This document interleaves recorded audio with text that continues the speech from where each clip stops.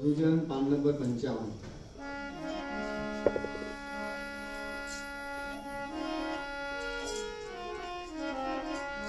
दत्त दत्त बोलो आनंद मस्त बोलो, दत्त बोलो आनंद मस्त बोलो, दत्त दत्त बोलो आनंद मस्त डोलो,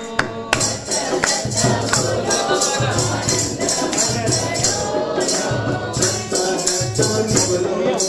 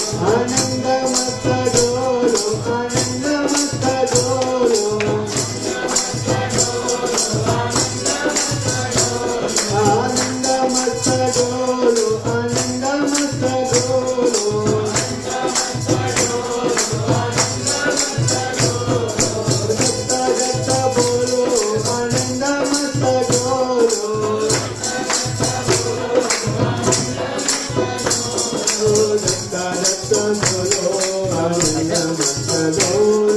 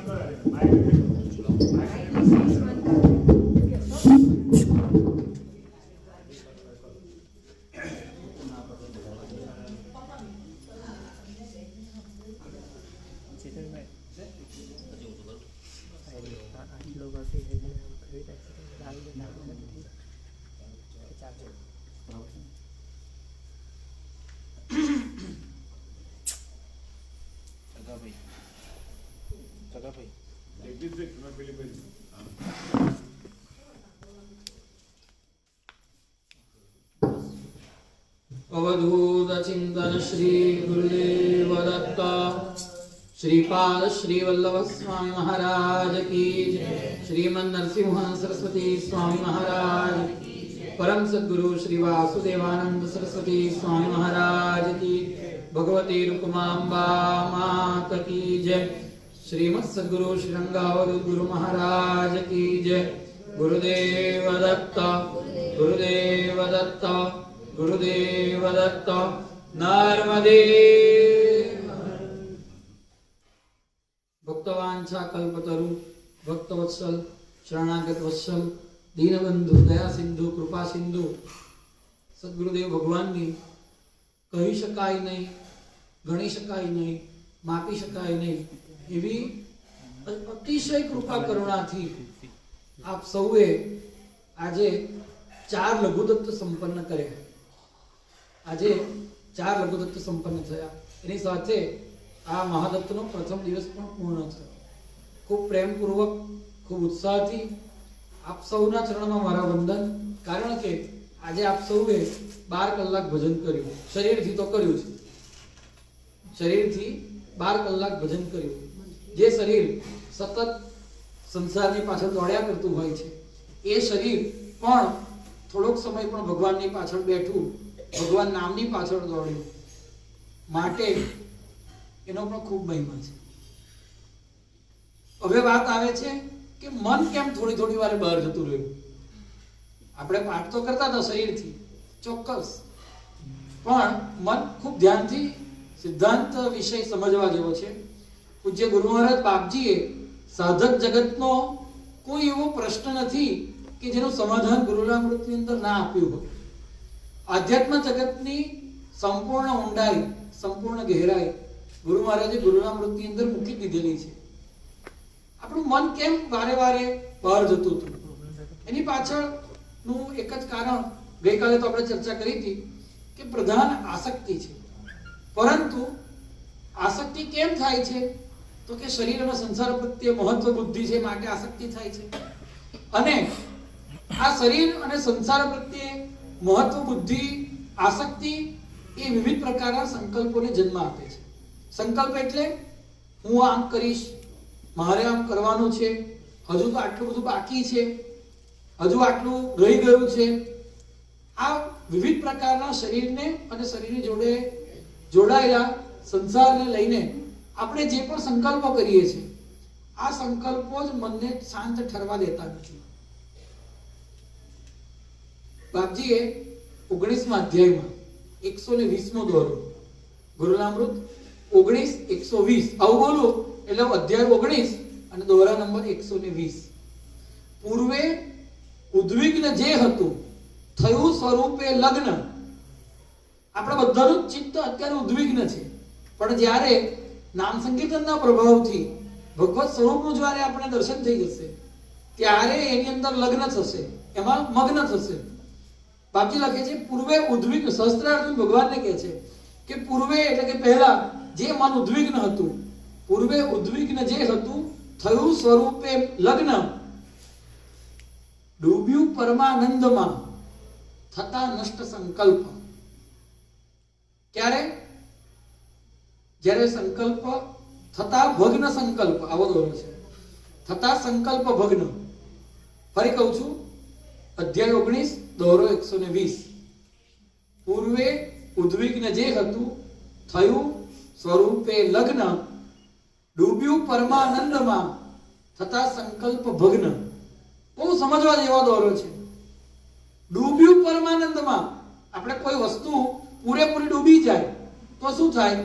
એનું સ્વતંત્ર અસ્તિત્વ રહે નહીં. કોઈ વ્યક્તિ ડૂબી ગયો પાણીની અંદર, તો પછી એ વ્યક્તિ જીવતો રહી શકે ખરો? ના જીવતો રહી શકે. એવી રીતે જેનું મન પૂરેપૂરું પરમાનંદમાં ડૂબી ગયું છે, એ ડૂબી ગયું શબ્દ ડૂબ્યું પરમાનંદમાં, પણ ક્યારે? થતા સંકલ્પ ભગ્ન. નષ્ટ નથી લખ્યું, ભગ્ન લખ્યું છે. ભગ્ન સંકલ્પ થવા એટલે તમે જુઓ, પ્રત્યેક પળે, પ્રત્યેક સેકન્ડે આપણું મન છે ને નવા નવા સંકલ્પ બનાવ્યા જ કરે છે. માટે બાપજીએ મનનસારમાં લખ્યું, મન છે સંકલ્પોની માળ, સંધિમાં મોહન પ્રતિપાળ, સંધિ કાળ વધતો જેમ જાય, સ્વૈર સમાધિ આપે થાય. જોઈ વસ્તુઓ બે ચાર, એક એકથી જુદી આમ. પણ આ તો બધા જ્ઞાનીઓ માટે છે, આપણા માટે આ વાત નથી. કેમ નથી? કે આપણી સ્થિતિ નથી. એટલા માટે આ સંકલ્પ જો ભગ્ન થાય, વચ્ચેથી બ્રેક વાગે, તો જ આપણું મન ભગવાનની અંદર લાગે. અને આ ક્યારે બ્રેક વાગે? કે એની ઉદ્વિગ્નતા ક્યારે નાશ પામે? કે જ્યારે આપણે નામ સંકીર્તનનું અવલંબન લઈએ ત્યારે. જુઓ, આપણે ગમે એટલું પ્રાપ્ત થઈ જાય છે સંસાર, આપણે રોજ સારી જ વસ્તુ ખાઈએ છીએ ઘરમાં, કોઈ ભૂખ્યું રહેતું નથી કે કોઈ હલકું ઉતરતું ખાતું નથી. આપણે બધું શ્રેષ્ઠ ભોગવીએ જ છે, છતાં પણ હૃદયમાં એક ખાલીપો રહે છે, એક ઉદ્વિગ્નતા રહે છે કે કંઈક જોઈએ છે. વાસ્તવમાં શું જોઈએ છે એની ખબર નથી. બધું જ આપણી જોડે છે, એવું છે જ નહીં કે કશું આપણી જોડે ના હોય, છતાં પણ આપણા ચિત્તની અંદર એક ઉદ્વિગ્નતા રહે છે. કેમ? કારણ કે સતત મન સંકલ્પ, બહુ સૂક્ષ્મ વિષય છે સમજવું, સતત મન સંકલ્પો કર્યા કરે છે. માટે બાપજી કહે છે કે થતા સંકલ્પ ભગ્ન તો ડૂબશે પરમાનંદની અંદર. હવે સંકલ્પ ભગ્ન કેમ થાય? ક્યારે થાય? કે જ્યારે સમજી જઈએ મનની ચાલબાજીને. ત્યાં મનની બે શક્તિ છે, એક સંકલ્પ અને બીજી વિકલ્પ. સંકલ્પ એટલે સતત ભવિષ્યની અંદરની કલ્પનાઓ કરીને આમ કરવાનું છે, આમ કરવાનું છે, આવું કરીશ, હવે આમ કરીશ, આવા સંકલ્પ કરે. જેમ કે બધાના જ ઘરનો એક પ્રધાન પ્રશ્ન હોય, આજે સાંજે જમવાનું શું બનાવીશું? સંકલ્પ કર્યો, હવે કહીએ કે ઢોકળી બનાવો, તો કે ના, એના કરતા ભડકું કરીએ. એટલે વિકલ્પ આવ્યો કે આ નહીં તો આ, એના કરતા આ લાવીએ તો કેવું? આ વિકલ્પ. આ સંકલ્પ અને વિકલ્પની અંદર જીવ એટલો બધો ઉલઝાયેલો રહે છે, મન એટલું બધું ફસાયેલું રહે છે કે પાઠમાં બેસવું કે મંદિરે ક્રમમાં જવું, પાઠ પૂરા કરવા શાંતિથી કે જલ્દી જલ્દી ગઈને આપણે ક્રમમાં જતા રહેવું કે ત્યાં આગળ આપણો આરતીના દર્શન થઈ જાય. તો આ સંકલ્પ, એની જોડે વિકલ્પ. તો આ સંકલ્પ વિકલ્પની ઝંઝટની અંદર આપણે સ્થિર થઈ શકતા નથી, આપણે પરમાનંદમાં ડૂબી શકતા નથી. જ્યારે સતત ભજનથી, સતત નામ સ્મરણથી આ સંકલ્પ ભગ્ન થાય છે, તો તમે અનુભવ કરી લેજો કે મન પરમાનંદમાં ડૂબ્યા વગર રહેશે નહીં. કારણ કે એની જોડે હવે કોઈ આશ્રય ના રહ્યો. ભાઈ તમે આવો, મારા ઘરે આવો, હું કહું કે આવો, બહુ તમે આ સત્કાર કરો તો તમે બીજી વાર આવશો, પણ તમે એક વાર આવ્યા, હું તમારી સામું જોવું જ નહીં. તો તમે બીજી વાર કદાચ કોઈની જોડે આવો, પણ તોય બીજી વાર હું તમારું અપમાન કરું, તો તમે ત્રીજી વાર હું બોલાવતોય આવો નહીં મારા ઘરે. એવી રીતે આપણે એને મનને પ્રોત્સાહન આપીએ છીએ સંકલ્પ વિકલ્પ ચાલુ રાખીને. તો પ્રશ્ન હવે એ થાય કે સંકલ્પ વિકલ્પ કેમ થયા કરે છે? કારણ કે આપણને વિવિધ પ્રકારની કામનાઓ પજવે છે. અધ્યાય 19 નો જ 102મો દોરો, 19:102 કે બાપજી લખે છે ગુરુનામૃતની અંદર, સહસ્ત્રાર્જુન ભગવાનને કહે છે કે થતા નિષ્કામ ચિત્ત એ પ્યારું લાગે નામ તારું અલ્પ વિરામ, કેવળ સત્ય તું અલ્પ વિરામ, પુણ્ય ધામ અકામ. બહુ સમજવા જેવો આ દોરો પણ છે. આ તમારા નામ સંકીર્તન, આપણા નામ સંકીર્તનની અંદર બહુ મહત્વનો દોરો છે. થતા ચિત્ત નિષ્કામ એ પ્યારું લાગે નામ. કેવો સરસ શબ્દ મૂકે છે બાપજીએ, પ્યારું. આપણને પ્યારું શું લાગે છે? ખાવાનું, પીવાનું, શરીર, સંસારની વાતો બહુ પ્યારી લાગે છે. પણ ભગવત ચર્ચા પ્યારી નથી લાગતી, ભગવાન નામ પ્યારું નથી લાગતું. કેમ? કારણ કે આપણા ચિત્તની અંદર શરીર સંસાર પ્રત્યેની કામના છે. જો ભગવાન પ્રત્યેની કામના આવી જશે, ભગવત પ્રાપ્તિની કામના આવી જશે, તો ભગવાનનું નામ પ્યારું લાગશે. માટે થતા ચિત્ત નિષ્કામ એ પ્યારું લાગે નામ તારું અલ્પ વિરામ. અહીંયા વાક્ય પૂરું થયું. બીજા દોરાની અંદર વાક્ય, પહેલા શબ્દમાં વાક્ય પૂરું થયું. કેવળ સત્ય તું. જ્યારે આપણે દ્રઢતાપૂર્વક અનુભવથી આ સમજી લઈશું કે માત્ર ને માત્ર ભગવાન જ સત્ય છે, બીજું બધું જ અસત્ય છે. બ્રહ્મ સત્યમ જગત મિથ્યા. નડિયાદમાં સંતરામ મંદિર પર મોટું પાટિયું માર્યું છે, શ્રી સંતરામ મહારાજ સત્ય છે. એટલે કે ખોટા છે એવું નથી, પણ એવું સમજાવવા માંગે છે મહારાજ કે માત્ર ને માત્ર મહારાજ જ સત્ય છે, બીજું કઈ સત્ય નથી. તો કેવળ સત્ય તું. કેવા છે તો કે પુણ્યધામ, અકામ. ભગવાન પોતે અકામ છે. જ્યારે આપણે અકામી થઈશું ત્યારે જ આપણે ભગવાનનું નામ આપણને પ્યારું લાગશે. ત્યારે જ આપણે ભગવાનનું નામ થઈ તપ્ત ચિત્તે ગ્રહે દત્ત નામ, ત્યારે જ આપણું ચિત્ત તપ્ત થશે અને આપણે જે નામ લઈએ છીએ ને એની અંદર સ્વાદ આવશે. એ જ વાત અહીંયા આગળ બાકી દત્તનામ સંકીર્તનના પહેલા શ્લોકના ચોથા ચરણમાં કહી. શ્રી દત્ત દત્ત દિત વાંછિત દત્ત દત્ત એટલે ઈચ્છાઓનો નાશ કરનાર. જો દત્તનામ સંકીર્તનની શરૂઆતમાં ગઈકાલે આપણે ચર્ચા કરી હતી કે નૌકા બતાવી દીધી અને છેલ્લા શ્લોકમાં કીધું કે ભાઈ આ નૌકા પાર ઉતારનારી છે. હવે ક્રમશઃ આપણે અહીંથી શરૂ કરીશું. ખૂબ એકાગ્રતાથી તમે આ પ્રત્યેક શબ્દને સમજશો, એને નિયરેસ્ટ આપણે જવાનો પ્રયાસ કરીશું કે ભાઈ નજીકમાં નજીકથી આ શબ્દના મર્મને આપણે સમજી શકીએ. તો આપણે એક વખત તો પાઠ કરવાનો નથી, 3 દિવસ તો પાઠ કરવાનો નથી. લગભગ આપણે બધા જ રોજ નામ સંકીર્તન બોલીએ છીએ. તો જ્યારે જ્યારે આપણે નામ સંકીર્તન કરીએ ત્યારે આવા ભાવ સાથે કરીએ તો પ્યારું લાગે નામ. આ પંક્તિ આપણા માટે સાર્થક થશે. શ્રી દત્ત દત્ત સુર કિન્નર ગીત દત્ત. સુર એટલે દેવ અને કિન્નરો એ દેવોનો જ એક પ્રકાર છે. જ્યારે સૃષ્ટિની ઉત્પત્તિ થઈ તો ક્રમ એવો છે કે મૂળે ઓમ બ્રહ્મ નિર્ગુણ, એમાં ન થઈ તિહ અહમ સ્ફુરણ, એકોહમ બહુશ્યામ, હું એકમાંથી અનેક થાઉં, એવા સત્ય સંકલ્પથી ભગવાને જગતનું સર્જન કર્યું. એટલે વટપત્રે સૂતા હરિ, બાપજીએ ગુરુનામૃતના બીજા જ અધ્યાયની અંદર જે વાત કરી છે, નારાયણ અવ્યક્ત જે કરે વિચાર મનમાય, લીન થઈ સૃષ્ટિ બધી મુજમાં નાના જીવ, કર્મ ભોગ માટે કરું તે સૌ પુનઃ સજીવ. અને નવા કલ્પનું સર્જન થયું. પ્રથમ નાભી કમળમાંથી બ્રહ્માજી પ્રગટ થયા, મહાદેવ પ્રગટ થયા. એક જ બ્રહ્માએ 3 રૂપ ધારણ કર્યા. અને ત્યારબાદ ભાગવત આદિ ગ્રંથની અંદર એનું વિશિષ્ટ વિવરણ છે કે ત્રિગુણાત્મક સૃષ્ટિની રચના કરવામાં આવી. સત્વ ગુણે દેવો, રજો ગુણે મનુષ્ય અને તમો ગુણે રાક્ષસો એટલે કે અસુરો. આપણી અંદર આ 3 ગુણો જ્યારે 3 ગુણ આવ્યા જ કરતા હોય છે, વારાફરતી બદલાયા કરતા હોય છે, પણ આ પરિવર્તન એટલું સૂક્ષ્મ છે કે આપણને ખબર પડતી નથી. તો આવી રીતે જે શ્રેષ્ઠ સત્વગુણમાં સ્થિત છે, સ્વાત્મમાં રમતા સુર કહેવાય, અસુર ઇન્દ્રિય દાસ. ભજનમાં લખે છે બાપજી. તો જે લોકો સત્વગુણની અંદર સ્થિત થઈ ગયા એવા સુર, એવા દેવો કોનું ગીત ગાય છે? દત્ત. તો જે સત્વગુણની અંદર સ્થિત મહાપુરુષો છે, જે દેવો છે, દેવોનો ઉલ્લેખ શાસ્ત્રોમાં એવો કર્યો છે કે એમના દેહ દિવ્ય છે, એમના ચરણો પૃથ્વીને અડતા નથી, એમને સ્થૂળ કોઈ ભોગની જરૂર નથી. એ લોકો માત્ર વાયુ રૂપે જ અગ્નિ, યજ્ઞનો અગ્નિ ભક્ષણ કરે છે અને એનાથી એ લોકો પુષ્ટ થાય છે. એ લોકો સામાન્ય પાણી પીતા નથી, અમૃત પીએ છે. આવા દેવો પણ નિત્ય જેના ગીત ગાતા થાકે છે. સુરનર મુનિજન વંદે તેને, મૂળ કરે હળધૂત, સ્વાર્પણથી જે દત્ત કહાવે, રંગ એ અવધૂત. અવધૂત દેખ લો જેથી જન્મ મરણ મિટ જાય. સુરનર મુનિ જન સંસ્તુત દત્ત. દત્ત ભજનમાં બાપજી લખે છે. તો બીજો શબ્દ સુરનર મુનિ કિન્નર નુત દત્ત. સુર કિન્નર ગીત દત્ત. સુરો એટલે કે દેવતાઓ અને કિન્નર આદિ જેના ગીત ગાય છે. અને માણસ, મનુષ્યો પણ, જન એટલે એનું મનુષ્યની વાત, મનુષ્ય પણ સંસ્તુત દત્ત. શ્રી દત્ત દત્ત જન સંસ્તુત દત્ત દત્ત એટલે સારી રીતે સ્તુતિ કરે છે.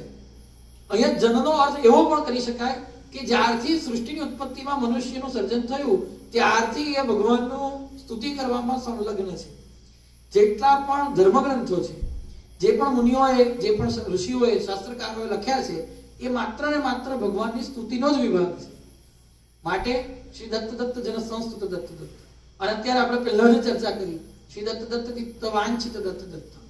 એટલે આ ક્રમમાં પહેલા શ્લોકમાં ગુરુ મહારાજ એવું કહેવા માંગે છે કે સત્વગુણની અંદર સ્થિત છે, રજોગુણની અંદર સ્થિત છે, એ બંને પ્રકારના જીવો ભગવાન દત્તનું ભજન કરે છે અને એ ભજન એમને શું આપે છે? એમની સમગ્ર કામનાઓનો નાશ કરે છે. દિત્ત વાંછિત દત્ત દત્ત એની સમગ્ર ઈચ્છાઓનો નાશ કરે છે, એમને સંકલ્પ રહિત કરે છે, સત્વગુણ અને રજોગુણથી એમને પર કરે છે. એવા ભગવાન દત્ત છે. જ્યારે પાઠ કરીએ ત્યારે આ ભાવ આપણા ચિત્તની અંદર આવવો જોઈએ કે આપણા સંકલ્પ ભગવાન નષ્ટ કરે, આપણી ઈચ્છાઓ ભગવાન નષ્ટ કરે. કારણ કે એવું છે કે જ્યાં સુધી આપણે ચિત્તની અંદર કોઈ કામના સાથે પાઠ કરીશું ને ત્યાં સુધી પાઠનો રસ નહીં આવે. છતાં ચિત્ત નિષ્કામ એ પ્યારું લાગે નામ. આ નામ સંકીર્તન પ્યારું ત્યારે જ લાગશે કે જ્યારે આપણે કશું કોઈકને ઘર જોઈએ છે, કોઈકને ગાડી જોઈએ છે, કોઈને શરીર નિરોગી કરવું છે, આ વિવિધ પ્રકારની કામના છે. એટલે ભજન કરતી વખતે આપણા ચિત્તની અંદર એ કામના ઘર કરીને બેઠેલી છે. એટલે ભલે આપણે ભજન કરીએ છીએ પણ વાસ્તવમાં હૃદયના ખૂબ ઊંડાણથી આપણે ભજન આપણી કામનાનું કરીએ છીએ. કારણ કે આપણે ઈચ્છીએ છીએ શું? કામના પૂર્તિ. તો સાધ્ય શું થયું? જે જોઈએ છે તેને સાધ્ય કહેવાય અને જેના વડે જોઈએ છે તેને સાધન કહેવાય. તો આપણે ભગવાનના નામ જે પરમ સાધ્ય છે એનો આપણે સાધન તરીકે ઉપયોગ કર્યો આપણી કામના પૂર્તિ કરવાના માટે એ પ્રેમ નહીં પ્રદાન કરી શકે, એ નામ પ્યારું નહીં લાગી શકે. માટે શ્રી દત્ત દત્ત દિત વાંછિત દત્ત દત્ત. બીજો શ્લોક શ્રી દત્ત દત્ત કલિતારક દત્ત દત્ત. કલિતાર શ્રી દત્ત એ ધીશ એક તેજી અન્ય તત્પાદ જાઝાલન એક ધરીમાળ સુલાદી જે ભક્ત પાળે થઈ બધું પ્રેમેના દોષો નિહાળે. આપણે બધા રોજ એક શ્લોક બોલીએ છીએ. કૃતે જનાર્દનો દેવ ત્રેતાયામ રઘુનંદન દ્વાપરે રામકૃષ્ણ ચ કલૌ શ્રીપાદ વલ્લભ. આનો અર્થ સમજ્યા છે? કૃત એટલે કે સતયુગ, કૃતે એટલે કે સતયુગની અંદર તારવા માટે ભગવાને વિષ્ણુએ જનાર્દન રૂપે અવતાર ધારણ કર્યો. ભગવાનના 24 અવતારોમાં જનાર્દન રૂપે ભગવાને સતયુગની અંદર અવતાર લીધો. શ્રી હરિ જે અવતાર છે ભગવાનનો સતયુગમાં એનું બીજું નામ જનાર્દન છે. તો કૃતયુગની અંદર એટલે કે સતયુગની અંદર ભગવાન જીવોનો ઉદ્ધાર કરવા માટે જનાર્દન સ્વરૂપે આવ્યા. ત્રેતા યુગની અંદર ભગવાન રઘુનંદન શ્રી રામચંદ્ર રૂપે આવ્યા. દ્વાપરની અંદર બળભદ્રજી અને શ્રી કૃષ્ણ. દ્વાપરે રામકૃષ્ણ ઉચ્ચ એટલે રામકૃષ્ણ એટલે બલરામજી અને શ્રી કૃષ્ણ રૂપે ભગવાન આવ્યા. જ્યારે કલૌ શ્રીપાદ વલ્લભ કળિયુગની અંદર એવું નથી કે બીજા ભગવાન કલ્યાણ કરનારા નથી, પરંતુ કળિયુગની અંદર કલિમાએ દત્તે કે છે નામ સીધું દત્તનામ સ્મરણમાં. તો કળિયુગની અંદર દત્ત નામ જેટલું અસરકારક છે એટલું અસરકારક બીજા કોઈ દેવનું નામ નથી. યદ્યપિ નામ હજારો નામી એક. આમાં પાછી ભેદ બુદ્ધિ નથી કરવાની કે આ નામ મોટું ને બીજું નામ નીચું. રૂપ કરોડો રૂપી એક, સગડે એક જ રંગની હાર. છતાં પણ અહીંયા આગળ આમાં કેવું હોય કે થોડીક પર્સનલ છૂટછાટ લેવામાં આવે, અંદરથી એક આપણને ઠસક બેસાડવા માટે, અંદરથી એક જુસ્સો આપવા માટે. એટલે અહીંયા આગળ બાપજી એક પર્સનલ છૂટછાટ લે છે. છૂટછાટ લઈને એવું કહે છે કે જો મારા ભગવાનનું ભજન કરશો ને તો પહેલા તમને મુક્તિ મળી જશે, પહેલા તમે તરી જશો. કારણ કે આપણે નાવડી કોની નાવડીમાં બેસવું છે? ગઈકાલે આપણે ચર્ચા કરી હતી કે સમુદ્રમાં પડેલા છીએ, કોની નાવડીમાં બેસવું છે? બાપજીની નાવડીમાં બેસવું છે. જે નાવડી બાપજીને નીકળ્યા છે, હવે એ નાવડી પર કોનું નામ ચાલે છે? દત્તનું નામ ચાલે છે. માટે અહીંયા આગળ એક કન્ડિશન છે કે કળિયુગની અંદર પ્રધાન તારનારા દેવ દત્ત છે. શ્રીપાદ સ્તવનની અંદર બાપજીએ લખ્યું છે સુક્તે સ્વન્યે સ્વતતિષ્યત્વમ એકો જાગરસિત્વમ ત્વામ પ્રપદ્ય સુધીનો. જ્યારે કળિયુગમાં બધા દેવતો સૂઈ રહ્યા છે ત્યારે એકમાત્ર તું જાગતો બેઠો છે, એકમાત્ર તું જીવોનો ઉદ્ધાર કરવા માટે. આ કલિતા દત્ત દિગંબર તારક એક, પતિતોદ્ધારક જોગી બેક, એમાં પણ કલિતારક શબ્દનો ઉલ્લેખ છે.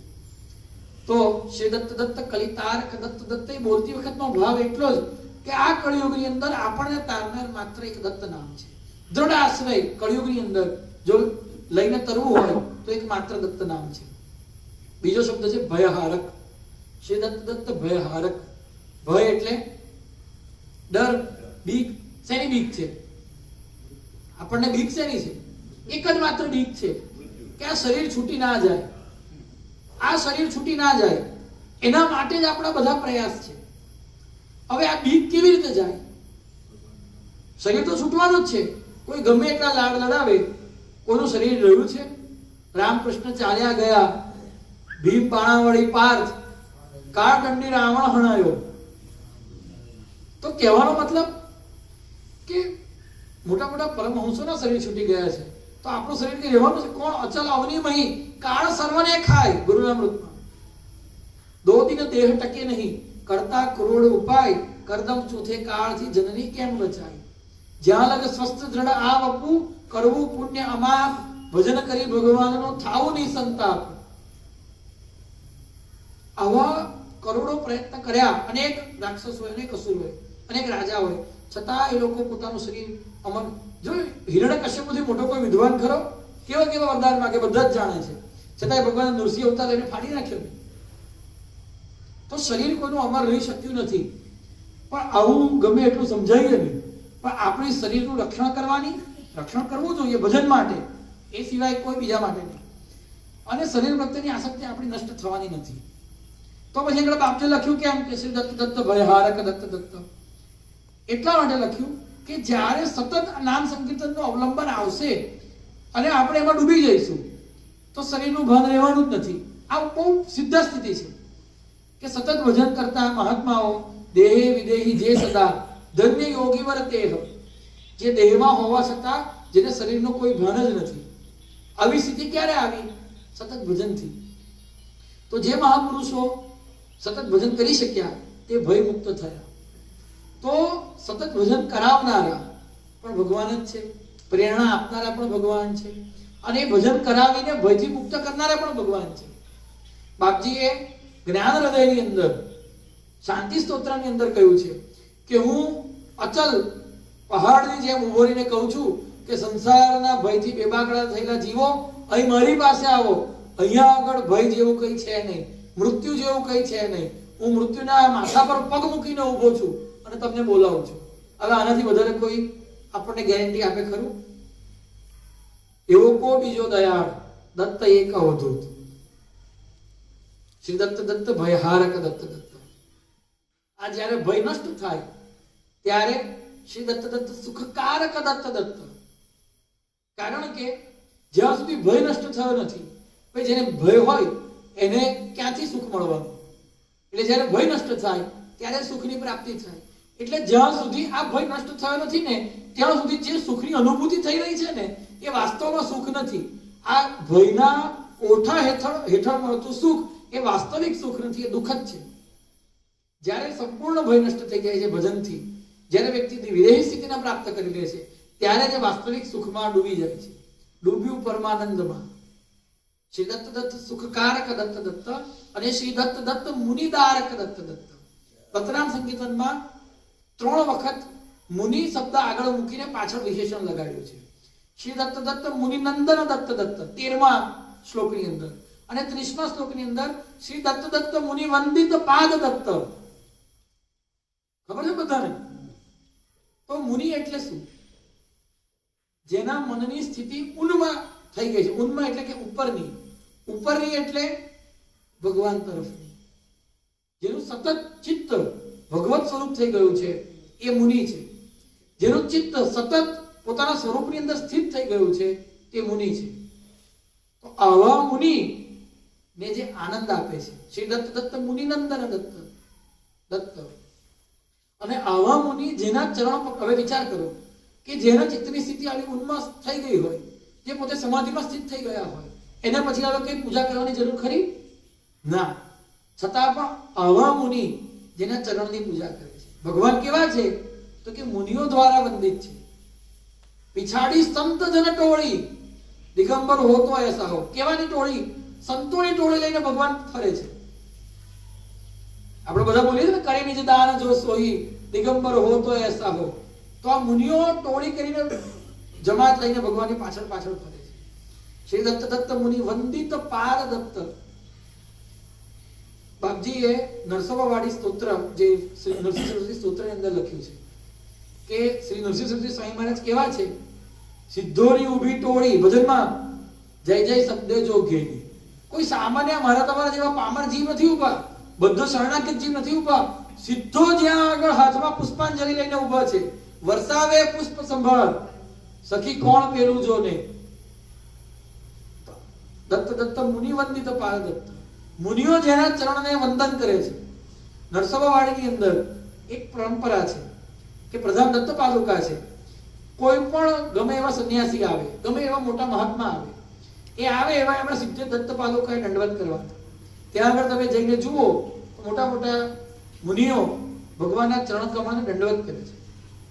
સ્વામી મહારાજ જેવા સ્વામી મહારાજ પણ દર્શન પછી કરે છે, પહેલા દંડવત કરી દે છે. દર્શનનો મહિમા પણ ચરણથી જ શરૂ થાય છે. આપણે ભગવાનના દર્શન કરીએ તો જઈને આમ સીધું ચાલુ નહીં કરી દેવાનું કે બસ ચાલો જય ભગવાન. ઘણાને પૂછે કે શું પહેર્યું છે ભગવાન, કશી ખબર ના. પણ દર્શન કરવાનો ક્રમ એવો છે કે ભગવાનના ચરણ કમળથી ધીરે ધીરે ધીરે ધીરે મુખ કમળ સુધી જવાનું છે. દત્ત દત્ત મુનિ વંદિત પાદ દત્ત. અત્યારે બીજા શ્લોકનું આપણું છેલ્લું ચરણ છે. શ્રી દત્ત દત્ત મુનિ દારક દત્ત દત્ત. દારક એટલે બાળક, પણ દારક શબ્દની વ્યુત્પત્તિ જોઈશું ને તો દારાથી જેનો જન્મ થયો છે તે દારક. દારા એટલે પત્ની. સહકુટુંબ સહપરિવાર દાસ આમી હે ઘર તાર.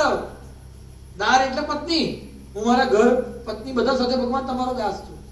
તો દારાથી જેનો જન્મ થયો છે તે દારક. તો મુનિ, હવે વિચાર કરો કે જેનું મન આવી ઉન્મસ્ત અવસ્થામાં પહોંચેલું છે એ કોઈ શરીર સુખ ભોગવી શકે ખરો? ના ભોગવી શકે. તો આવા મુનિની પત્નીથી જે ઉત્પન્ન થયો છે એવા દત્ત છે. એટલે કે એ આપણી જેમ કોઈ સામાન્ય સ્ત્રીના પેટમાંથી જન્મ્યા નથી. એ અયોની જે છે, કોઈ સ્ત્રીની યોનિમાંથી એનો જન્મ થયો નથી. બાપજીએ રત્નામ સ્વરમાં લખ્યું છે, વળી દેહ સહ્યાદ્રી માહુર હૃદત્યા તથા જ્ઞાન અત્રી સતી એક નિષ્ઠા નકી સ્વચ્છ વિજ્ઞાન તે ધામ દત્ત કરે જન્મને મોત જ્યાં ત્યાં દસંત. શ્રી દત્ત દત્ત મુનિ દારક દત્ત દત્ત. સામાન્ય કોઈ મુનિ નહીં, જેનું મન ઉન્મત્ત સ્થિતિ પર પહોંચેલું છે અને જેની પત્ની મહાસતી છે, અનસૂયા છે, એના જે પુત્ર છે એવા ભગવાન દત્ત છે. ક્રમશઃ તમે જુઓ કેવો પરિચય ધીરે ધીરે ધીરે ધીરે બાપજી ભગવાન આપતા જાય છે. આ દત્તનામ સંકીર્તનની અંદર નામના, ગઈકાલે કહ્યું, નામના અવલંબન હેઠળ ગુણ, રૂપ અને લીલા છે. તો આની અંદર જો આપણે થોડું ચિંતન કરીને જોઈશું તો ક્રમશઃ ક્રમ મૂકેલા છે. આ શ્રી દત્ત દત્ત મુનિ દારક દત્ત દત્ત એ સમગ્ર ગુરુનામૃતના 4, 5, 6, 7, 8 અધ્યાય નું આગેવાની કરતું એવું નથી લાગતું? મુનિદારક શબ્દ મૂકીને સમગ્ર અત્રિ અનસૂયાની લીલા બાપજી એક મુનિદારક શબ્દમાં સમજાવ કહેવા માંગતા હોય એમ નથી લાગતું? તો આ ભગવાનના ગુણમય વિશેષણ કરતા વધારે લીલામય વિશેષણ છે. શ્રી દત્ત દત્ત મુનિ દારક દત્ત દત્ત. પછી શ્રી દત્ત દત્ત સુરનાયક દત્ત દત્ત. પહેલા શ્લોકના બીજા ચરણમાં સુર કિન્નર ગીત દત્ત કહ્યું અને પછી શું કહે છે? સુરનાયક એટલે સાદી ભાષામાં હીરો. હીરો આપણે પિક્ચરની અંદર, જૂના જમાનાના નાટકની અંદર નાયક અને નાયિકા આવું કહેવામાં આવતું. નાયક એટલે અત્યારની ભાષામાં હીરો. તો દેવતાઓમાં જે શ્રેષ્ઠ છે, દેવતાઓમાં જે નાયક છે, અને નાયક શબ્દનો બીજો અર્થ કે બધાને દોરનાર. દક્ષિણ ગુજરાતની અંદર ઘણા બધાની અટક નાયક છે. કેમ નાયક છે? નાયક શબ્દનો અર્થ જ એટલો થાય છે કે જે બધાને દોરી રહ્યો છે.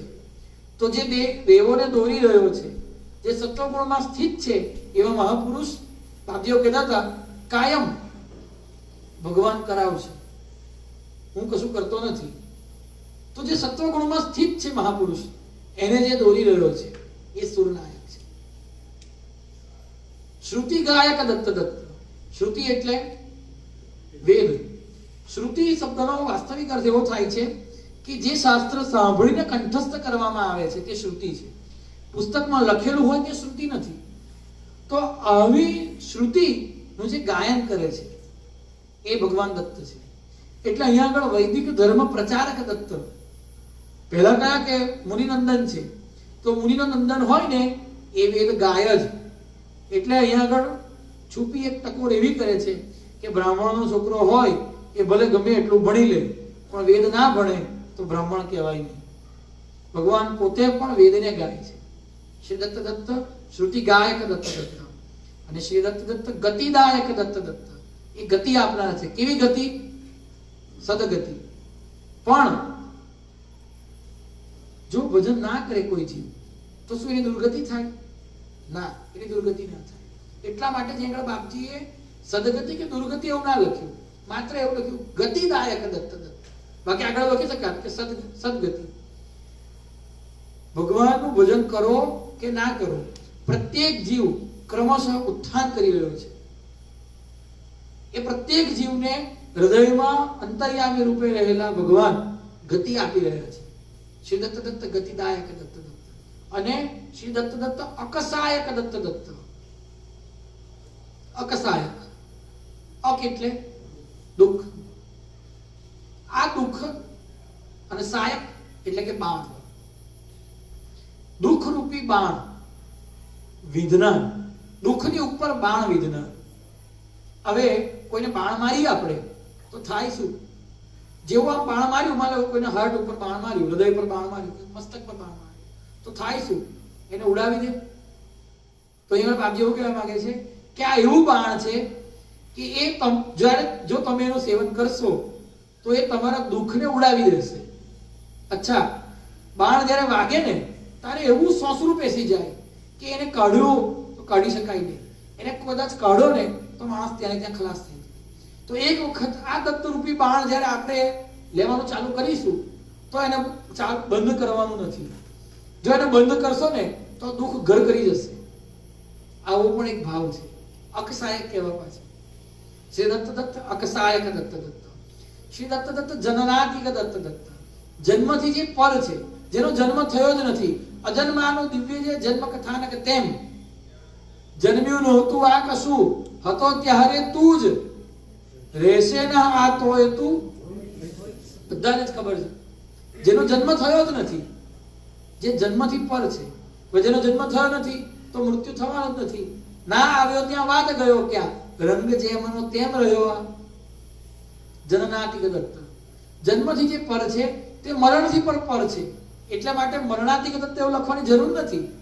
જનનાતિક દત્ત મૂકીને બંને એક શબ્દ મૂકીને, તો ગુરુ મહારાજની કેવી સુંદર કલમ, એક શબ્દ મૂકીને બે વાત સમજાવે છે કે જન્મથી પર છે એટલું જ નહીં, મરણથી પણ પર છે. શ્રી દત્ત દત્ત જનનાતિક દત્ત દત્ત. શ્રી દત્ત દત્ત શ્રવણાતિક દત્ત. તમે એના વિશે ગમે એટલું સાંભળો એટલે એવું નથી કે એનું જ્ઞાન તમને થઈ જશે. ગમે એટલી કોઈ વાત કે ભગવાન આવા છે, ભગવાન આવા છે, ભગવાન આવા છે, સહસ્ત્રદ્રય જીભથી શેષ વર્ણી રહ્યા, શેષ નવ ગુણતણો તોય પામ્યા. શ્રવણાતિક દત્ત દત્ત. ગમે એટલું એના માટે કહો છતાં પણ બાકી રહી જાય. રહ્યો આદિમાં દત્ત, મધ્યે દત્ત, હસે અંતમાં સર્વદા દત્ત દત્ત. ગમે એટલું એના માટે કહેવામાં આવે, પહેલા પછી તોય બાકી રહી જાય. આદિ અંત નહીં, જાકો પાર. જેનો આદિ અંતમાં પાર પામી શકાતો નથી. નેતિ વેદ પુકારે, પુનિત શૃંગ આવે. કારણ કે વેદ પણ જેને ગાતા ગાતા, મોટા મોટા ઋષિમુનિઓ જેને ગાતા ગાતા થાકી જાય છે, એવા ભગવાન છે. તો એ શ્રવણાતિક છે. શ્રવણ કરવા ગમે એટલા એના વિશે સાંભળીએ રોજ. અસિતગીરી સમસ્યા જલમ સિંધુ પાત્રે, સુર તરુવર શાખા લેખિની પત્ર મુર્વે. આ પૃથ્વી ઉપર જેટલા ઝાડ છે ને એના કાગળ બનાવી લેવામાં આવે. આ સમગ્ર પૃથ્વીને કાગળ બનાવી લેવામાં આવે. દરિયો જેટલો છે એટલી સહી બનાવી લેવામાં આવે.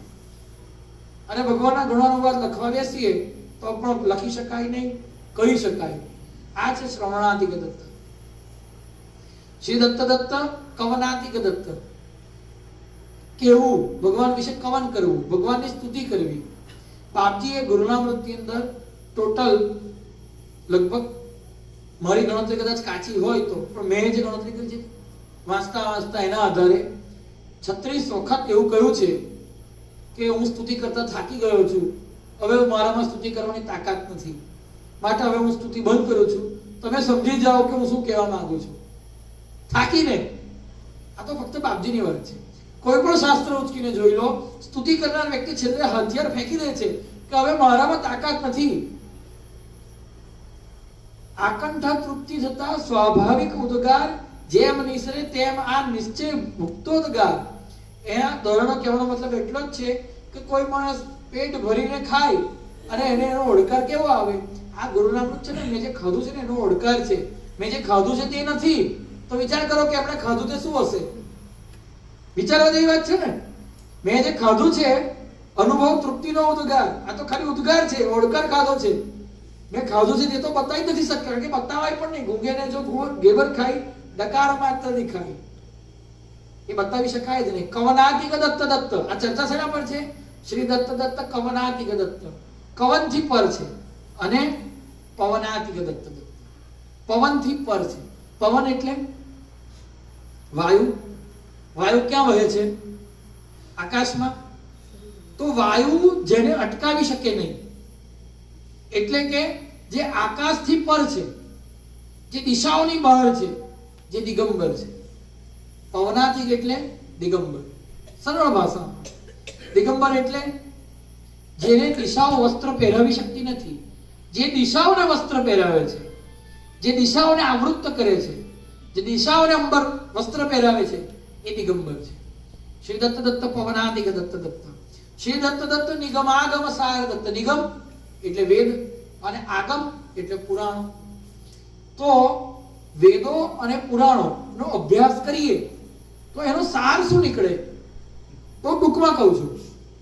સુરદાસજીનું પ્રસિદ્ધ પદ છે, નૈનન हिको निको मिलबो, नैनन हिको निको, नंद के लाल हमारे जीवन और जगत सब फीको.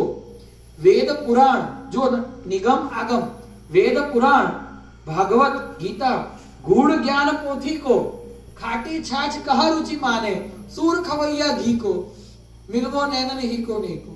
भैया वेद ने पुराण गीता बधानो सार શું છે? તો કે ભાઈ આ બે આંખથી ભગવાનને જોવા. આપણે છાશને વલોવીએ, માખણ કાઢીએ, એને તાવીએ ત્યારે એમાંથી ઘી નીકળે.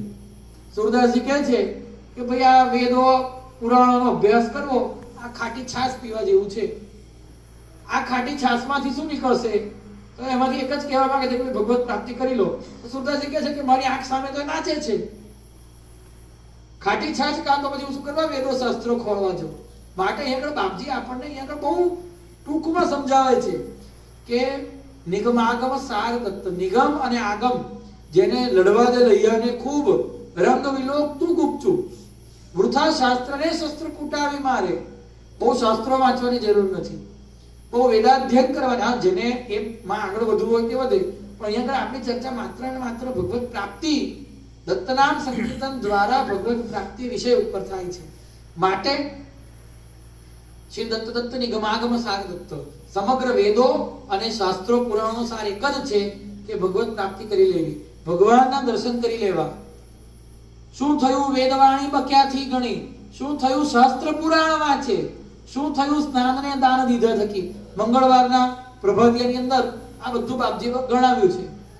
તો વેદ પુરાણ વાંચવા છતાં પણ જો ભગવત પ્રાપ્તિ ના કરી તો એના વેદ પુરાણ વાંચ્યા ના વાંચ્યા બરાબર છે. માટે ભગવાન એ વેદ ને પુરાણનો સાર છે. શ્રી દત્ત દત્ત નિગમાગમ સાર દત્ત.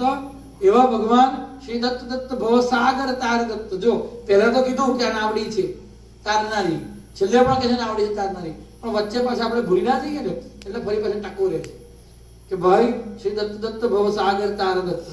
શ્રી દત્ત દત્ત હત ભૂતલ ભાર દત્ત. ભૂતલ એટલે પૃથ્વી, અને પૃથ્વીનો ભાર હલકો કરવા માટે ભગવાન આવ્યા. હલકો કેવી રીતે થાય પૃથ્વીનો ભાર? શાસ્ત્રમાં કહ્યું છે કે પૃથ્વીને ભાર શેનો લાગે છે? એ ભાર હલકો કરવાનો, તો જેનો ભાર લાગતો હોય એનાથી ભાર હલકો કરવાનો. પૃથ્વીને ભાર શેનો લાગે છે? પૃથ્વીને પાપનો ભાર લાગે છે. તો ભગવાન શેના માટે જન્મ લે છે? શેના માટે ભગવાન આવે છે? પાપને નષ્ટ કરવા, કોઈને મારવા માટે નહીં. દત્ત અવતારની વિશેષતા છે કે દત્ત અવતારની અંદર ભગવાને કોઈનો સંહાર કર્યો નથી. આ ગુરુ અવતાર છે, પરમ કરુણામય અવતાર છે. કોઈને મારી શકતા જ નથી, મારવા હોય તોય મારી શકતા નથી. એટલી બધી કરુણા છે. એ મારે છે કોને? અજ્ઞાનને. અજ્ઞાનનો નાશ થશે તો જીવની પાપ પ્રવૃત્તિ નષ્ટ થશે. માટે શ્રી દત્ત દત્ત હત ભૂતલ ભાર દત્ત. ભગવાન આ પૃથ્વી ઉપરથી અજ્ઞાનને દૂર કરવા માટે, પાપને દૂર કરીને પૃથ્વીને હલકી કરવા માટે ભગવાન આવે છે. શ્રી દત્ત દત્ત મુખ નિવિદિત માર દત્ત. ખૂબ સુંદર વાક્ય મૂક્યું છે. ભગવાન આવા છે, ભગવાન આવા છે, ભગવાન આવા છે, આ ગુણો બતાવ્યા. પણ હવે તમે કહો તો ખરા કે કેવા દેખાય છે? મુનિના નંદન છે, પૃથ્વીનો ભાર હલકો કરવા માટે આવે છે, વેદો પુરાણના સાર છે. આ તો બધા ગુણો બતાવ્યા. આ ગુણો છે ભગવાનના. કવનાતિક છે, જનનાતિક છે, શ્રવણાતિક છે, પવનાતિક છે. આ તો બધા ગુણો બતાવ્યા. પણ દેખાય છે કેવા? મુખ નિર્જિત માર દત્ત. એનું મુખ કેવું છે? તો કે માર એટલે કામદેવ. ભગવાનનું એક નામ છે મદન મોહન. મદન મનોહર મૂર્તિ નિહાળી, ભૂલી હું તનનું એ ભાન. કયું ભજન? દર્શન. વાહ, બધા ભજન કરે છે, ખૂબ સરસ. દર્શન દીજો દાડી સદગુરુજી મારા. મદન મનોહર મૂર્તિ શી લાગુ પુની પુની પાય. કોના માટે કીધું? રેવા તટવાસી નમો વાસુદેવ યતિરાય મદન મનોહર મૂર્તિશી લાગુ પુનિ પુનિ પાય. શ્રી દત્ત દત્ત મુખ નિર્જિત માર દત્ત. આ સૃષ્ટિની અંદર સૌથી સુંદર કામદેવ છે એવું શાસ્ત્ર કહે છે. ભગવાનની જેટલી પણ સૃષ્ટિની રચના છે, મનુષ્યો, કિન્નરો, દેવો, દાનવો, યક્ષો, સિદ્ધો, ગંધર્વો, અનેક જીવની રચના છે, એ બધામાં સૌથી સુંદર રૂપ કામદેવનું છે.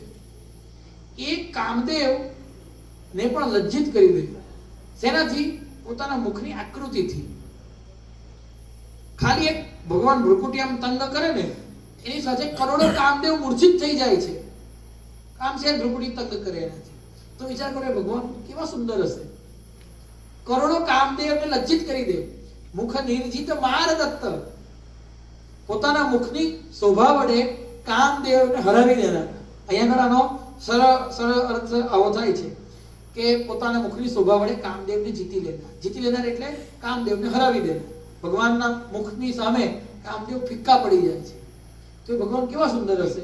એવા જોવાની તમને ઈચ્છા નથી થતી? થાય છે કે નથી થતી? હે અલા વકેરા તો બોલ. એટલા માટે રોજ 32 વાર પાઠ કરવાનો છે. બસ આટલી સીધી સરળ વાત છે. શ્રી દત્ત દત્ત મુખ નિર્જિત માર દત્ત. આ મુખ નિર્જિત માર ઉપર તો અનેક મહાપુરુષોએ અનેક ભાવ પ્રગટ કર્યા છે, અનેક પદો છે. બાપજી જુઓ ને તમે, મદન મનોહર મૂર્તિશી, મદન મનોહર મૂર્તિ નિહાળી ભૂલી હું તનનું એ ભાન. મદન મનોહર ફૂટડું વદન કંજ સુહાસ્ય, નેત્ર કટાક્ષો જોઈને કરે સૌંદર્ય લાસ્ય. ગુરુનામૃતમાં દત્ત ભગવાન માટે નેત્ર કટાક્ષો જોઈને કરે સૌંદર્ય લાસ્ય. એટલે સૌંદર્ય પોતે મૂર્તિમંત સ્વરૂપ લઈને, સૌંદર્ય આપણે કહીએ કે આ વ્યક્તિ બહુ સુંદર છે, તો સુંદર એટલે શું? તો કે સુંદરતા પોતે અહીંયા મૂર્તિનું રૂપ લઈને મૂર્તિમંત થઈને બેઠી છે. નેત્ર કટાક્ષો જોઈને ભગવાન આમ સેજ વાંકું જુએ ને, તિરછી ચિતવન રસિક મહાપુરુષો કહે છે, સેજ આમ વાંકું જુએ તો એની વાંકી નજર આમ સેજ વાંકું જુએ છે, એની સાથે સૌંદર્ય મૂર્તિમંત સ્વરૂપ લઈ લે છે. ગુરુલામૃતની અંદર બાપજીએ ભગવાન દત્તના આવા સ્વરૂપનું વર્ણન કર્યું છે. નેત્ર કટાક્ષો જોઈને કરે સૌંદર્ય લાસ. શ્રી દત્ત દત્ત મુખ નિર્જિત માર દત્ત. પરંતુ આ એક શબ્દ ઉપર તો વધારે આપણે ચર્ચા કરીએ ને તો 44 શ્લોક પૂરો કરવાની ઈચ્છા છે, માટે આપણે આગળ વધીએ.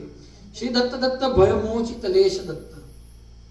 ઇન્દ્રને ભયમાંથી મુક્ત કરનાર. બધાને જંબદૈત્ય થી ત્રાસ્યા દેવ, કીધી મહેર તે ત્યાં તખેવ, વિસ્તારી માયા દીતિ સૂત, ઇન્દ્ર કરે હણાવ્યો તુર્ત. આ ખબર છે બધાને? આ ચરિત્ર બધાને ખબર છે.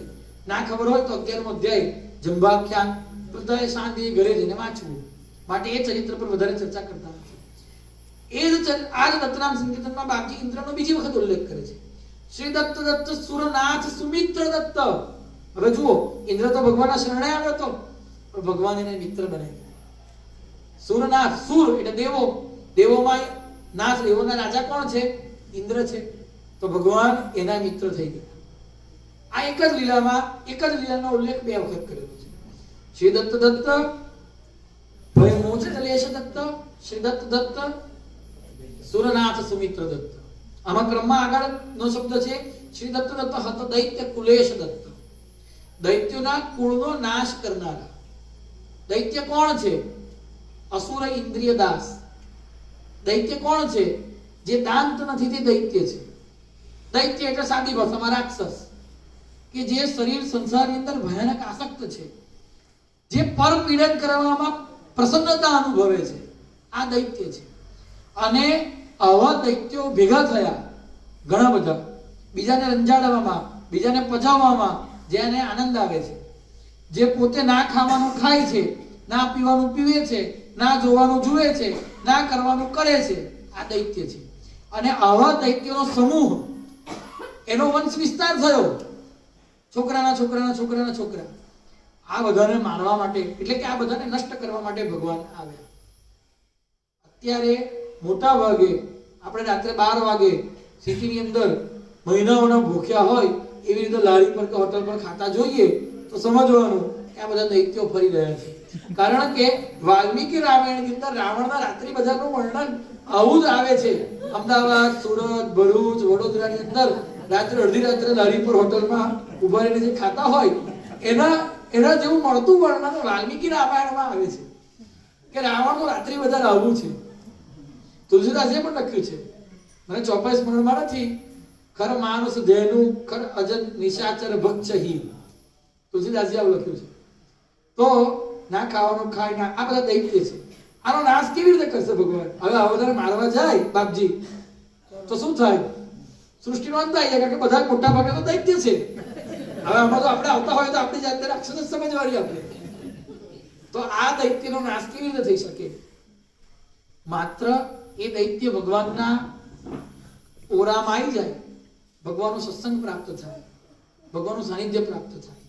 આ દૈત્યો શાંત થઈ શકે એવા નથી.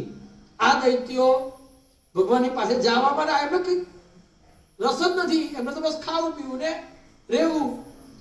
પણ એ દૈત્યોને, દૈત્ય પ્રવૃત્તિને નષ્ટ કરવા માટે ભગવાન અવતાર લે છે. એ દૈત્ય ભગવાનનું કાર્ય શું છે? પહેલા ભગવાનના ગુણનું વર્ણન કર્યું, પછી જુઓ ભગવાનના રૂપનું વર્ણન કર્યું, હવે લીલાનું વર્ણન કરે છે, કર્મનું. પ્રીતે અક્રિય ઈશનું દિવ્ય કર્મ પવિત્ર. ભગવાનનું કર્મ કેવું પવિત્ર છે? તો કે આવા દૈત્યો છે, એ દૈત્યોની દૈત્ય પ્રવૃત્તિ નષ્ટ કરીને, એમને ભગવત શરણાગત કરીને એમનું ભગવાન કલ્યાણ કરે છે. માટે શ્રી દત્ત દત્ત હત દૈત્ય કુલેશ દત્ત. આટલું બધું મોટું કર્મ કરવા છતાં ભગવાન કેવા છે? શ્રી દત્ત દત્ત ધૃત બાલ સુવેશ દત્ત. ધ્રુત એટલે ધારણ કરે છે, બાળ એટલે કે બાળકનું રૂપ. કેવું? સુવેશ, ખૂબ સુંદર. અનસુયા પાછળ પડે, ગઢડું દોડે તેમ. જેમ યજ્ઞ યાગથી તૃપ્ત થતા નથી, સતી સ્તન્ય પિયુષથી કાઢે ઉદ્ગાર તેમ. ભગવાન સુંદર બાળકનું રૂપ ધારણ કરે છે. તો શ્રી દત્ત દત્ત ધૃત બાલ સુવેશ દત્ત. ઉપરના જે ગુણોનું વર્ણન કર્યું ને, તો અહીંયા આગળ ગુરુ મહારાજ એવું કહેતા હોય એમ લાગે કે આટલા બધા દિવ્ય ગુણો હોવા છતાં પણ જે પોતાની જાતને બાળક જ સમજે છે, જે પોતે બાળકનું રૂપ ધારણ કરીને રહે છે, એટલો નમ્ર છે. નાના બાળકની અંદર પોતે કશું કરે એનું અભિમાન હોય, એ પોતે કશું કરે છે એવું એને ભાન જ ના હોય, એટલો બધો એ કર્તૃત્વ અભિમાનથી પર હોય. તો ભગવાન ધારણ કરે છે કેવો વેશ? બાળકનો વેશ ધારણ કરે છે. એટલે 24 ગુરુના આખ્યાનમાં બાળક 17મો ગુરુ લગભગ છે, એક ગુરુ બાળક છે. તો ભગવાન કેમ બાળકને ગુરુ કર્યો એ ત્યાં આગળ છે, વાંચી લેજો, કારણ કે એનું વધારે વિવરણ આપણે કરીશું તો આગળ નહીં પહોંચી શકીએ. શ્રી દત્ત દત્ત ધૃત બાલ સુવેશ દત્ત. અને 6થા શ્લોકનું છેલ્લું ચરણ, શ્રી દત્ત દત્ત વરપિંગટ કેશ દત્ત. વર એટલે શ્રેષ્ઠ, અને પિંગટ એટલે પીળા ચટ્ટા જેવા, અને કેશ એટલે વાળ. અગ્નિની જેવી જ્વાળા, શોભે જો શિરની માળા, મુખડું તેજનો અંબાર, સખી કોણ કરે? દકારાદી સહસ્ત્ર, તમને નવાઈ લાગશે જાણીને, દકારાદી સહસ્ત્ર સ્તોત્ર 1000 દ ના અક્ષરથી શરૂ થતા ભગવાનના નામ 1000 નામ. એની અંદર બાપજીએ કેવું નામ લખ્યું છે ખબર છે? ઓમ દિવ્ય કેશાય નમઃ, ઓમ દુર્વાંકુર કેશાય નમઃ. લાગ્યું ને આશ્ચર્ય? દુર્વાંકુર, દુર્વાનું અંકુર. દુર્વા હોય ને તે લીલા કલરની હોય, પણ એની જે અંકુર આવે ને એ પીળાશ પડતા. જોઈ લેજો, અહીંયા જંગલમાં તો ખૂબ દુર્વા થાય છે, અને થોડા અંદર કોતરમાં જશો તમને દુર્વાને ઓળખતા આવડતું હોય તો એને પણ અંકુર બેઠેલી હશે તે જોવા મળશે. દુર્વાની ઉપર જે અંકુર હોય છે એ એની જે પરાગરજ આપણે પુષ્પની કહીએ એવી રીતે ઘાસની જે પરાગરજ હોય એ અંકુર હોય એ પીળા રંગનું હોય. તો આ રંગ કોને મળતો આવે છે? તો કે ઘાસ જ્યારે ઉગતું હોય ને તો થોડું પીળાશ પડતું હોય શરૂઆતમાં. એના કરતા પણ દુર્વાની ઉપર, કારણ કે મેં જ્યારે આ વાંચ્યું ને, જાણ્યું ને, ત્યારે મેં દુર્વા શોધ્યા અને અંકુર જોઈ કે કેવી છે. તો બહુ આશ્ચર્ય થયું કે એ પીળો કલર કંઈક અલગ જ પ્રકારનો છે. કેવો અલગ પ્રકારનો? તો કે ભાઈ અગ્નિ પ્રગટ થાય તો એની જે જ્વાળા ઉપર જતી હોય તો એમાં વચ્ચે જે પીળો રંગ આવે છે ને એને મળતો છે. એટલે અગ્નિની જેવી જ્વાળા, શોભે જો શિરની માળા. વિચાર કરો કે કેટલી સૂક્ષ્મતાથી ભગવાનના સ્વરૂપનું વર્ણન બાપજી કરે છે, અને આપણે બસ એમ જ બોલી જઈએ છીએ. વરપિંગટ કેશ દત્ત. કેશ કેવા છે? દકારાદી સહસ્ત્ર નામમાં ઓમ દુર્વાંકુર કેશાય નમઃ, ઓમ દિવ્ય કેશાય નમઃ, ઓમ દીપ્ત કેશાય નમઃ. દીપ્ત છે, તેજ વાળા છે. ભગવાનના જે વાળ છે ધોળા નથી, કાળા નથી, કેવા છે? વરપિંગટ કેશ. તમે જ્યારે બોલીએ ને ત્યારે પેલા દુર્વાંકુર જોઈ લેવાના અને પછી એવો ભાવ લાવવાનો કે હા ભગવાન આવા છે, ભગવાનની જે જટા છે એ આવી છે. અને એનો જ પાછો ઉલ્લેખ આગળ દત્તનામ સંકીર્તનમાં શ્રી દત્ત દત્ત સુજટાધર દત્ત દત્ત, તો એનું પણ આપણે વિવરણ કરી લઈએ. માથે જટાનો તાજ બિરાજે, જોઈ સ્વયં લક્ષ્મી લાજે. કયું ભજન? ભક્તને કે કાલ જોગી વેશ ધર્યો રાજ, શી બલિહારી. શ્રી દત્ત દત્ત સુજટાધર દત્ત દત્ત. જો વેદની અંદર ઘન પાઠ આવે, ક્રમ પાઠ આવે, એમ એક જટા પાઠ આવે છે. તો ભગવાન સામાન્ય વાળની જટા ધારણ નથી કરતા. આ વેદની અંદર જે જટા પાઠ કે છે ને એ જટાને પણ ભગવાન ધારણ કરે છે. કારણ કે બાપજી આગળ શબ્દ મૂકે છે શ્રી દત્ત દત્ત સુજટાધર દત્ત દત્ત, સારી જટાને ધારણ કરે છે. તો એમાં એક આ જટા પણ આવે. આ જે લોકોને વેદનું જ્ઞાન હોય તે લોકો સમજી શકશે. સુજટાધર દત્ત દત્ત. જટા શિરકાંધ પે ઝોલી, વિભૂતિ અંગ પે ચોરી. જો આ પંચપદીના જે ભજનો છે ને, અત્યારે આપણે પરિવારની અંદર એક એવો પ્રઘાત નીકળ્યો છે કે પંચપદીને સાઈડ કરીને બીજું બીજું ગાવાનું, જે ખૂબ નિંદનીય વિષય છે. એટલા માટે નિંદનીય વિષય છે કે બાપજીના ભજનો તો બધા જ દિવ્ય છે, અવધૂત આનંદ આખી જ દિવ્ય છે, પણ પંચપદીના ભજનો ખૂબ પ્રધાન્ય છે. ભગવત સાક્ષાત્કાર કરવા માટે ખૂબ આપણને સહાય કરે એવા છે. અને એ ભજનોને એના ઓરિજિનલ રાગમાં જો આપણે ગઈએ અને એ ભજન કંઠસ્થ થઈ જાય, અને જ્યારે આપણે નવરા બેઠા છીએ, જટાશીલ કાંધ પે જોડી, વિભૂતિ અંગ પે ચોડી, પિછાડી સંત જન ટોળી, દિગંબર હો તો એસા હો. માન લો કે તમે નક્કી કર્યું કે આજે આખો દિવસ આ લીટી ગઈશ, તમે આ લીટીની પાછળ પડી જાઓ. હું મારા અનુભવથી કહું છું કે અચાનક એવું સ્પાર્ક થશે, તમે બેઠા છો, તમારી પંક્તિ ચાલે છે, જટાશીલ કાંધ પે જોડી, વિભૂતિ અંગ પે, એકદમ સ્વરૂપ પ્રગટ થશે, એક વીજળીના ચમકારાની જેમ અદૃશ્ય થઈ જશે. ભગવત સાક્ષાત્કાર નો સમય નજીક આવતો જશે, પણ ક્યારે? એને એના મૂળ ઢબમાં. હવે બાપજી કોઈ રાગ બતાવ્યો નથી, પણ વડીલો જે રાગમાં ગાતા આવ્યા છે તે રાગમાં ગાવાનું. બહુ વધારે પડતી સંગીતનું આપણું જ્ઞાન, આપણે ક્યાં સંગીતને એવા જાણતા છીએ? એ રાગમાં ગાયા, એક જ રાગમાં ગાયા કરીએ, એક જ ભજન, તો એ આપણને મોડે થાય, તો એ આપણા લોહીમાં વણાય. તો શ્રી દત્ત દત્ત વરપિંગટ કેશ દત્ત. આજનો આ છેલ્લો 7મો શ્લોક. શ્રી દત્ત દત્ત સુકૃતાર્ચિત દત્ત દત્ત, સુકૃતાર્ચિત દત્ત દત્ત. સારા કર્મોથી અર્ચિત એવું પણ થાય, અને સારા કર્મો જે કરી રહ્યા છે એવા પુણ્યશાળીઓ વડે અર્ચિત. ભાઈ જુઓ, ભગવાન પાસે કોણ જઈ શકશે? જે શરીર સંસારમાં આસક્ત અત્યંત ડૂબેલા છે, દિવસ રાતનો જેને ભાન નથી, જેને વિવેક નથી કે કઈ ઘડીએ શરીર છૂટી જશે, માટે ભજનમાં લાગવું, આવા લોકો ભગવાન પાસે જવાના છે? જશે તો એ કેવા ખબર છે? હું જોઉં છું અહીંયા આગળ આયા ફરવા આયા હોય એમ, અને ગોળ ફરીને શું છે, આ બસ બધું સરસ છે, બહુ સારું છે, સારું ડેવલપમેન્ટ છે, બધું જોઈને રસોડું ચાલુ હોય તો જમીને જતા રહે. એ પૂજા કરશે? પૂજા કોણ કરશે? જે પરિવારના છે, જે ભક્ત છે. પરિવારના કોણ છે? તો કે જે સારા કર્મો કરવામાં જોડેલા છે, જેણે સુકૃતો અર્જિત કર્યા છે, એ જ ભગવાનની પૂજા કરી શકશે. આપણે જે આ પાઠ કરીએ છીએ, આપણે જે પૂજન કરીએ છીએ, આ મહાદત્તના આયોજનમાં આપણે જોડાયેલા છીએ, આ આપણા કેટલાય પુણ્ય હશે ત્યારે આપણે આ કરવા માટે આપણને ભગવાને પસંદ કર્યા છે. એવું નથી કે આયા છે બેહી ગયા છે. સુકૃતાર્ચિત દત્ત, પુણ્યશાળીઓ વડે પૂજાતા ભગવાન. સરળ, એકદમ સરળ અર્થ. પુણ્યશાળીઓ જ જેનું પૂજન કરી શકે.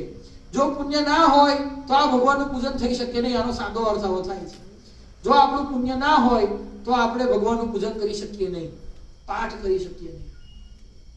શ્રી દત્ત દત્ત મલવર્જિત દત્ત દત્ત.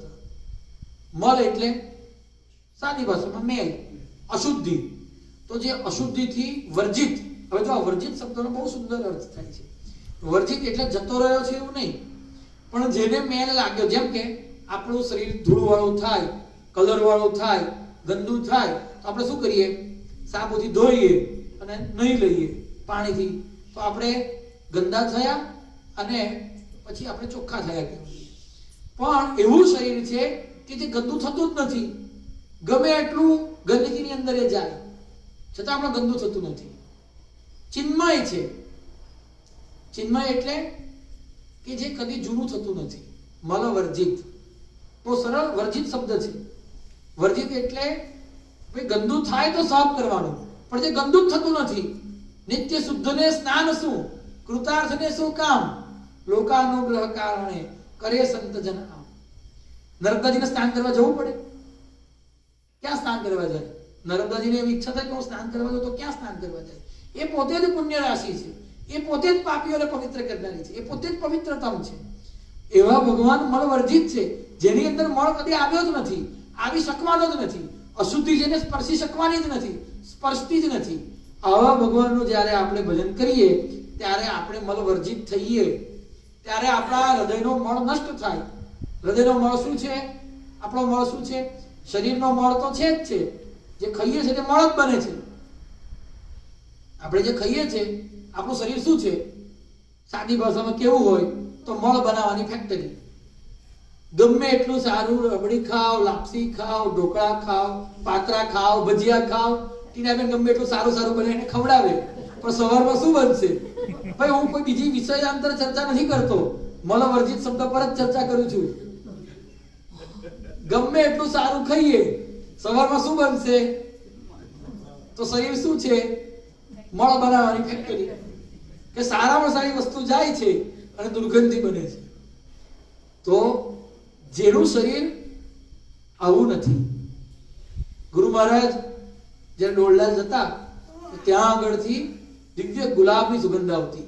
આવું સુગંધનો અનુભવ કરનારા કહેતા, જે મલવર્જિત છે, જેના શરીરની અંદર ગમે એવી અશુદ્ધિ જાય ને તો આપણે સુગંધમાં પરિવર્તિત થઈ જાય છે, આ મલવર્જિત છે. શ્રી દત્ત દત્ત મલવર્જિત દત્ત દત્ત. શ્રી દત્ત દત્ત સુગુણાર્જિત દત્ત દત્ત. સારા ગુણોથી અર્જિત એટલે કે સારા ગુણોથી મેળવી શકાય એવા. એટલે સાદી ભાષામાં કે આપણે સતત જો સત્કર્મ કરવા પ્રવૃત્ત રહીએ તો જ ભગવાન આપણને મળે, નહીં તો ના મળે. અને છેલ્લો શબ્દ, 1 કલાક પૂરો થવાની તૈયારી છે. કલગર્જિત દત્ત દત્ત. કલગર્જિત એટલે મધુર અવાજ વાળા. મધુર અવાજ એટલે કેવો અવાજ? હવે આ ક્યારે લખી શક્યા બાપજી? જ્યારે ભગવાનનો અવાજ સાંભળ્યો ત્યારે ને. બાપજીને એક જણે પૂછ્યું કે બાપજી તમે ભગવાનના દર્શન કર્યા, ભગવાન જોડે વાત કરી તો ભગવાનનો અવાજ કેવો છે? ત્યારે બાપજી બોલ્યા છે કે ભગવાનનો અવાજ રૂપાની ઘંટડી જેવો છે. શ્રી દત્ત દત્ત કલગર્જિત દત્ત દત્ત. હવે રૂપું જોયું જ કોઈએ? રૂપું જોયું જ કોઈએ? ચાંદી અને રૂપામાં બહુ મોટો ફરક છે. ચાંદી અને રૂપામાં બહુ મોટો ફરક છે. તો રૂપું એ સોના કરતા પણ કિંમતી ધાતુ છે. શાસ્ત્રમાં આનો ઉલ્લેખ છે, કોઈ ગપળ કલ્પિત વાત નથી કરતો. રૂપું અને ચાંદી બે વસ્તુ બહુ અલગ છે. આ રૂપું એ બહુ પ્લેટિનમ કરતા પણ મોંઘી વસ્તુ છે, એટલે પ્લેટિનમ પણ કોઈ ના વિચારતા. આ રૂપાની ઘંટડી કેવી રણકે એવો ભગવાનનો અવાજ છે. વાણી સુધા સમસી મધુરિયા, જાણે કુસુમ મુખદ્રુમ ખરિયા. એનાથી શું થયું? ચિંતા દૈન્ય ઉપાધિ ટળિયા. શું પામ્યા? મન સુખ પામ્યા, વિઘ્નો સહુ દૂર સિધાવ્યા. ગુરુ ઘર આવ્યા. આ કલગર્જિત છે. શ્રી દત્ત દત્ત કલગર્જિત દત્ત દત્ત. મહાપ્રલય કાલે યથા, ગુરુલામૃત અધ્યાય 83. મહાપ્રલય કાલે યથા સપ્તાર્ણવ એકત્ર, ગરજે તેમ ગંભીર છે, ગંભીર નહીં ગંભીર છે, બોલે બેઠા તત્ર. ભગવાન કેવી બેઠા છે અને ભગવાન કેવું બોલે છે? તો કે ગર્જિત શબ્દ કલગર્જિત દત્ત દત્ત, કે મહાપ્રલય થાય ત્યારે પૃથ્વી પરના 7 સમુદ્રો ભેગા થઈ જાય અને ભેગા થઈને કેવી ગર્જના કરે એવી ગર્જના ભગવાનની છે. કલગર્જિત દત્ત દત્ત. આવા મધુર પણ છે. અમારા ઘરના કોઈ વાક્ય દોહરા નથી. ગુરુનામૃત અધ્યાય 83. મહાપ્રલય કાલે યથા સપ્તાર્ણવ એક, અર્ણવ એટલે સમુદ્ર, સપ્તાર્ણવ એકત્ર, ગરજે તેમ ગંભીર જે, બોલે બેઠા તત્ર. આવો ભગવાનનો સુંદર અવાજ આપણને સંભળાય એના માટે શું કરવાનું? શ્રી દત્ત દત્ત કલગરજી દત્ત દત્ત સતત આ જ્યારે કહીએ ત્યારે ભગવાનને પ્રાર્થના કરવાની કે તમારો આવો અવાજ અમને સંભળાવો. તો વિચાર કરો કે ગુરુ મહારાજના આ સાહિત્યની અંદર, ગુરુ મહારાજના આ સ્તોત્રની અંદર કેવી દિવ્ય શક્તિ છે, કેવો દિવ્ય ચમત્કાર છે કે લૌકિક પારલૌકિક ભોગની પ્રાપ્તિ નથી કરાવતી, પણ ડાયરેક્ટ પહેલા જ લખી દીધું પહેલા શ્લોકના ચોથા ચરણમાં તો વાંછિત દત્ત દત્ત ઈચ્છાનો નાશ કરી દે છે અને શું આપે છે? ભગવાનના દિવ્ય ગુણો બતાવે છે, ભગવાનનું દિવ્ય રૂપ બતાવે છે, ભગવાનનું દિવ્ય કર્મ, દિવ્ય લીલા, દિવ્ય ચરિત્ર બતાવે છે અને ભગવાનનો દિવ્ય અવાજ સંભળાવવાનું સામર્થ્ય આ દત્તનામ સંકીર્તનની અંદર છે. પણ આપણે જ્યારે એ ગંભીરતાથી, એ ભાવથી એનો પાઠ કરીએ ત્યારે 8મા શ્લોકથી આવતીકાલે યથા સમય, યથાશક્તિ, યથામતિ ચર્ચા કરીશું. અવધૂત ચિંતન શ્રી ગુરુદેવ. એક દત્ત ભાવની 2 મિનિટ ભગવાન નામ કીર્તન.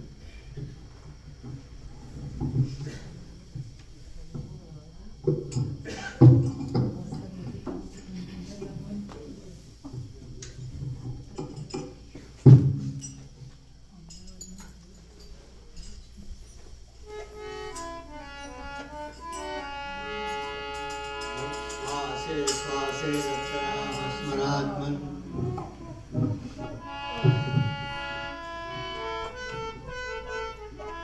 जय योगीश्वर दत्त दयाल तू करेत जगमा प्रतिपाल दर्शन पूजा करी